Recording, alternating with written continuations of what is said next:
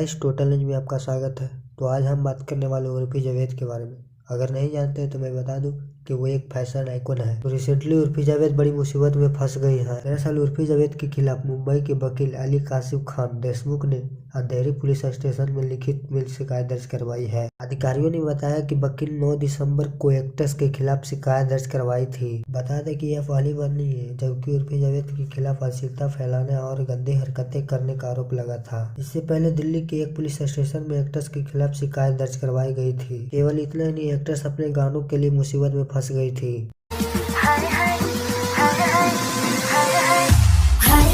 मजबूरी, ये मौसम और ये दूरी, हाय मजबूरी।